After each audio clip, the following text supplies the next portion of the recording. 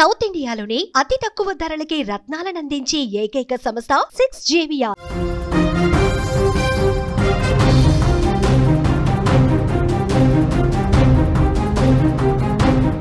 తుని ఘటన నిందితుడు నారాయణ కొడుకు సంచలనమైనటువంటి వ్యాఖ్యలు చేశాడు.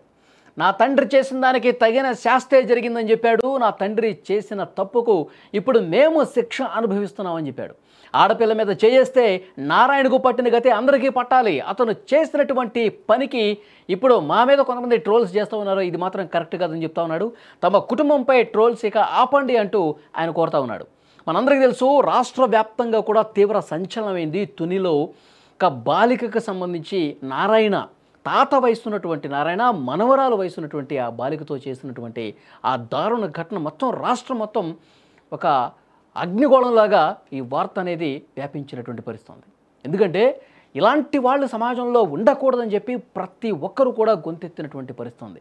ఆ తర్వాత అతనికి స్థానికులు కుటుంబ సభ్యులు దేశశుద్ధి చేయడం, తర్వాత పోలీసులు అరెస్ట్ చేయడం, తర్వాత కోర్టుకు తీసుకెళ్తున్న క్రమంలో అతను చెరువులో దూకేసి సూసైడ్ చేసుకున్న పరిస్థితి.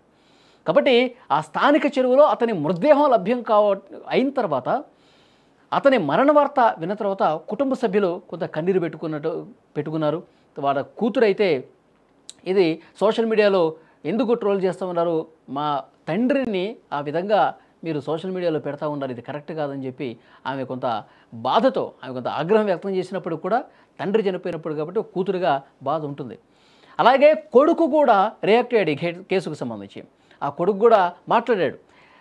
కూతురు వర్షన్ ఆ విధంగా ఉంటే కొడుకు మాత్రం చాలా స్పష్టంగా, కొడుకు కోడలు ఇద్దరూ కూడా ప్రెస్ మీట్ పెట్టి చాలా స్పష్టంగా చెప్తా ఉన్నారు, తన తండ్రి చేసింది తప్పు, తన తండ్రి చేసిన దానికి తగిన శాస్తి అయితే జరిగింది, దానివల్ల తాము శిక్ష ఇప్పుడు అనుభవిస్తున్నాం అంటూ కొడుకు సురేష్ చెప్పినటువంటి పరిస్థితి.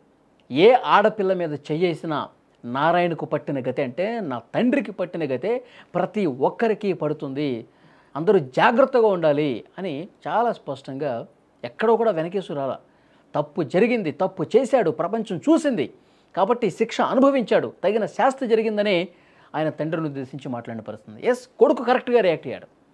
కొడుకు చాలా క్లియర్గా చెప్పాడు ఒక మాట, ఆడపిల్ల మీద రాష్ట్రంలో ఎవడు చెయ్యేసినా ఇదే గతి పడుతుందని కూడా చాలా స్పష్టంగా తండ్రిని ఉద్దేశించి కూడా మాట్లాడిన పరిస్థితి.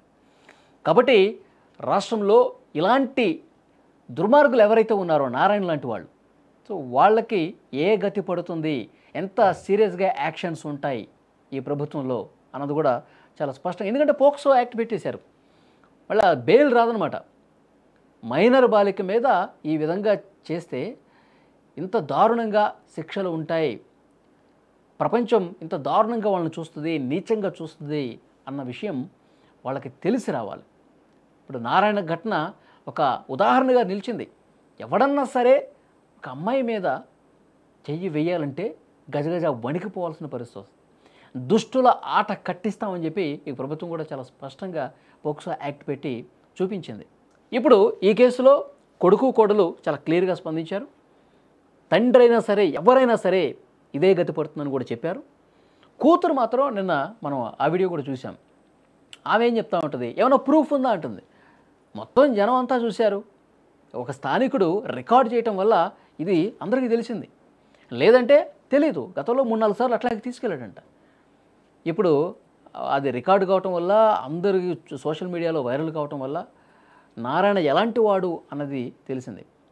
ఆమె నారాయణ కూతురు మాత్రం ప్రూఫ్లు ఏంటి, కోర్టు ఏమన్నా చెప్పిందా, కోర్టులో ఆధారాలు ఏమన్నా పోలీసులు ప్రొడ్యూస్ చేశారా, ఓకే, ఎందుకంటే కూతురు కాబట్టి తండ్రి పట్ల ఉన్నటువంటి ఆ ప్రేమతో చనిపోయాడు కాబట్టి ఆ ఆందోళనలతో మాట్లాడుండొచ్చు. కానీ ఆ విధంగా అనటం మాత్రం 1-2 సార్లు ఆలోచించి అనాల్సిందే. ఇంకొకటి, సోషల్ మీడియాలో పోస్టులు పెట్టేశారు మా తండ్రి గురించి, అవన్నీ తీసేయాలని చెప్పేసి అంటూ ఉన్నారు. ఎందుకు తీస్తారు? పోస్టులు పెట్టిందే ఇలాంటి వాళ్ళు ఉంటారు, జాగ్రత్తగా ఉండాలి, ఆడపిల్లల తల్లిదండ్రులు ఇంకా జాగ్రత్తగా ఉండాలని చెప్పి చెప్పాలి కదా. మీడియా బాధ్యత అది. సోషల్ మీడియా పోస్టులు పెట్టింది దానికోసం. ఇంకొకటి చేయాలంటే భయపడాలి. ఎవరన్నా చేస్తే మనం ఇట్లా ఈ విధంగా ట్రోల్ అయిపోతాం, వైరల్ అయిపోతాం, మన బతుకు బస్టాండ్ అయిపోతుందని చెప్పి ఆ భయం రావాలిగా. భయం రావాలంటే ప్రతి ఒక్కరికి ఘటన గురించి తెలియాలి. కాబట్టే సోషల్ మీడియాలో కావచ్చు ఉధృతంగా దీన్ని ప్రసారం చేసినటువంటి పరిస్థితి.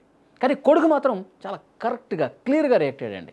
తండ్రి అయినా సరే వెనకేసుకు రాలా, తప్పు చేశాడు, గతి పట్టింది అని మాట్లాడాడు. ఒకసారి విందాం మనం కూడా. కొంచెం బాధాకరం అయినా సరే గవర్నమెంట్ చేసింది ఏంటంటే చాలా కరెక్ట్. ఇదే విషయం ఏంటంటే ఇదే పని ఏ ఆడపిల్లకి జరిగినా సరే ఇలాగే చేయాలని నేను కోరుకుంటున్నాను. కానీ ఏంటంటే మా ఫ్యామిలీ పరంగా కొన్ని ట్రోల్స్ వచ్చాయి. ఆడపిల్లలు ఎవరైనా ఆడపిల్లండి, మరి ఆడపిల్ల అని జరిగినప్పుడు మా ఇంట్లో ఆడవాళ్ళు ఏం చేశారండి, ప్రతి ఫోటో చిన్న అదే పిల్లవని లేదు చెల్లెని లేదు అందరికీ కూడా పెట్టి చాలా ఇబ్బంది పెట్టారు. దానివల్ల మేము చాలా మానసికంగా గురి అవుతున్నాం. సార్ లోకేష్ గారు మా నాన్నగారు ఏదో అయిపోయారు, ఆయన తప్పుకి ఏదో ఆయన ప్రత్యక్షం గురయ్యారు. కానీ మరి మా ఆడవాళ్ళు కూడా సేమ్ అదే పరిస్థితి ఎదురైతే అండి ఈ ట్రోల్స్ వల్ల దీనికి ఎవరు బాధ్యులు అవుతారు సార్? మరి మీరు వాళ్ళపైన కఠిన చర్య తీసుకుంటారా లేదండి? మాకు కావాలి సార్, వాళ్ళ మీద మీరు చర్య తీసుకోవాలని మేము డిమాండ్ చేస్తున్నాం సార్.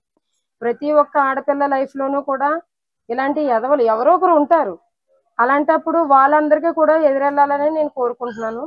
ఇదే ప్రతి ఒక్క విషయంలో ఆడపిల్ల జోలికి ర్యాగింగ్ చేసిన, ఒక ఆడపిల్ల మీద చెయ్యేసిన ప్రతి ఒక్కడికి ఇదే జరగాలని చెప్పేసి నేను మనస్ఫూర్తిగా కోరుకుంటున్నాను సార్.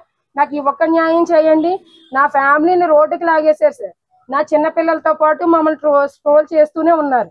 ఆ వీడియోలు పెట్టిన వాళ్ళ మీద, మా మీద ఎవరైతే దుష్ప్రచారాలు చేస్తున్నారో ప్రతి ఒక్కరి మీద కూడా మీరు కఠినమైన చర్యలు తీసుకుంటారని నేను మిమ్మల్ని బ్రతులాడుతున్నాను సార్.